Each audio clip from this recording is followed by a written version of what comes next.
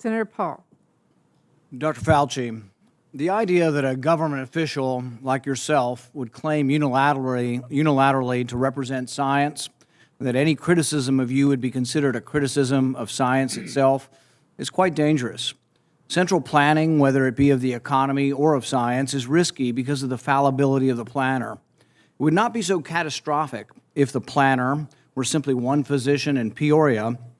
Then the mistakes would only affect that physician's patients, the people who chose that physician. But when the planner is a government official, like yourself, who rules by mandate, the errors are compounded and become much more harmful. A planner who believes he is the science leads to an arrogance that justifies, in his mind, using government resources to smear and to destroy the reputations of other scientists who disagree with him.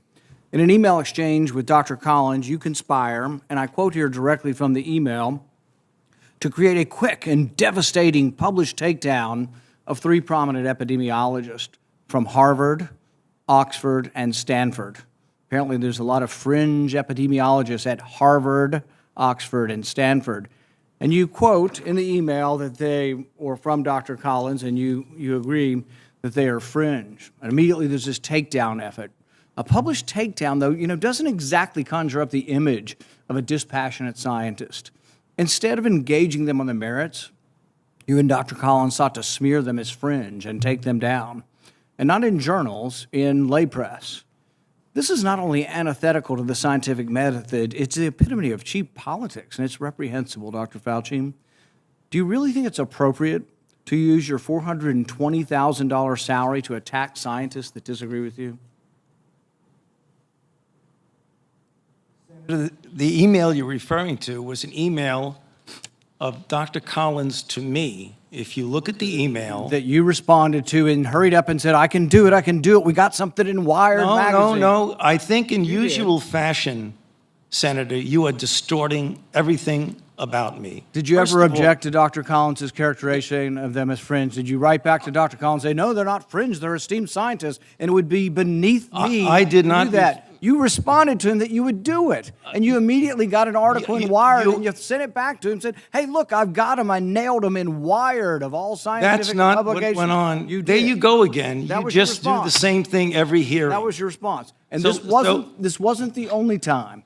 So your desire to take down people... You're absolutely incorrect. As usual, Senator, you are incorrect almost everything you say. Well, no, you deny, but the emails tell the truth of this. No. This wasn't the only time. Your desire to take down those who disagree with you didn't stop with Harvard, Oxford, and Stanford. You conspired with Peter Daszak, who you communicated with privately, and other members of the scientific community that wrote opinion pieces for Nature. 5 of them signed a paper for Nature, an opinion piece. 17 signed a paper that called it conspiracy theory, the idea that the virus could have originated in the lab. Do you think words like conspiracy theory should be in a scientific paper? Senator, I never used that word when I was referring to it. You're distorting virtually everything. Did you communicate with the 5 scientists who wrote the opinion piece in Nature where they were describing, there's no way this could have come from the lab? That was not me. Did you talk with any of those scientists privately?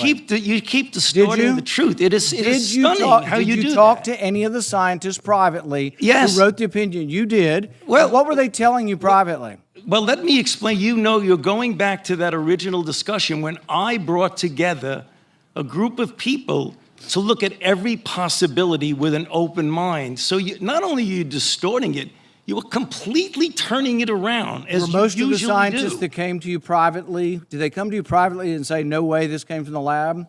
Or was their initial impression, Dr. Gary and others that were involved, was their initial impression actually that it looked very suspicious for a virus that came from a lab? Senator, we are here at a committee to look at a virus now that has killed almost 900,000 people.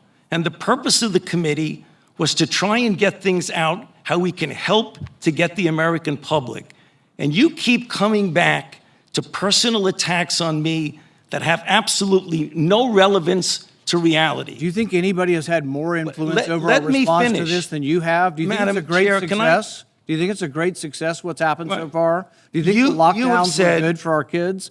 Do you think we slowed down the death rate? More people have died now under President Biden than did under President Trump.